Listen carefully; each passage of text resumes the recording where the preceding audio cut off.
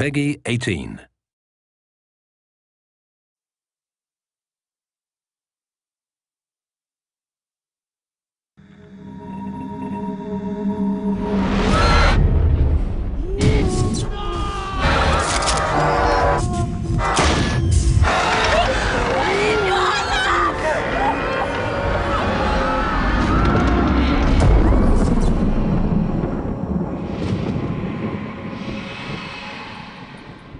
To officially kick off the campaign for Metro Last Light, THQ, in partnership with creative agency Itchy, created an epic live-action short film to tell the story of those present at the end of the world and the beginning of the world of Metro. Ready? Action! Go! Keep going there. Let's go. What drew me into the project was the sheer epic scale and sort of scope of the story. Reading the basic script that I was given, there was so much potential for character development, and the idea of depicting this event that is the end of mankind is something that was very alluring. When we were looking for a director to pick up this piece, we were really after someone that understood the necessity to create this bleak vision of a near future. And something that Jim's treatment really brought to life was another level to our storytelling, and he just got it completely. You gotta get out. Obviously, a big part of getting the right director on board was also finding a great director of photography, and Jim recommended Mark Patton, who was just coming off Prometheus, so he was absolutely the right choice for us.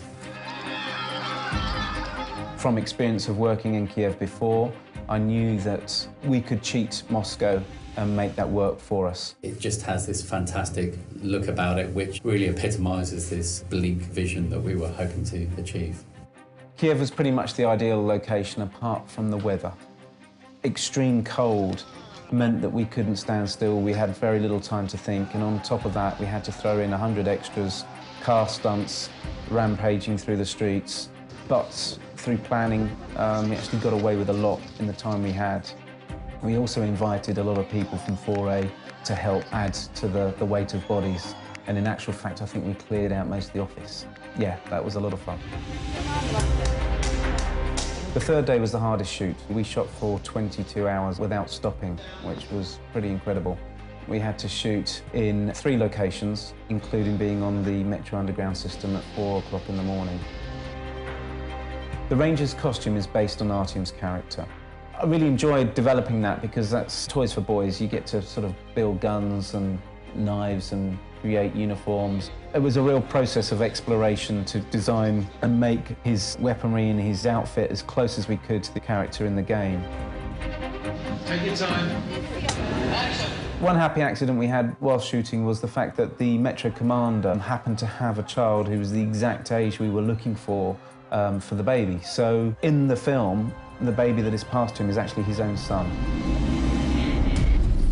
Towards the end of the film, we needed to tie in the idea that perhaps this ranger was also the baby.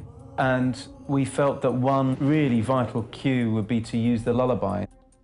We had a lot of actresses into a casting session and got them to act out the scene with the baby. And one particular mother started to sing the child a lullaby.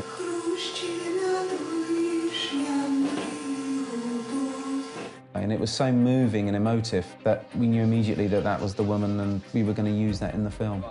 The Mother's Lullaby was one of those things that no matter how much you prepare, how much you plan, some things just come along and they absolutely click and make perfect sense.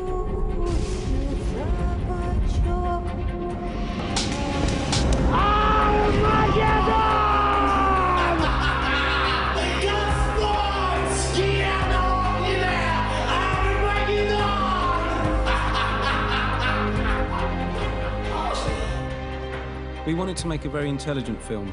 It's nice to come to your own conclusions and to make your own assumptions on what might be happening. It became apparent very quickly that we had so much great material and so many different converging storylines that we realized in order to stay true to our initial vision and create the epic trailer we always intended, that we allow these stories to be told. I think we did that very well.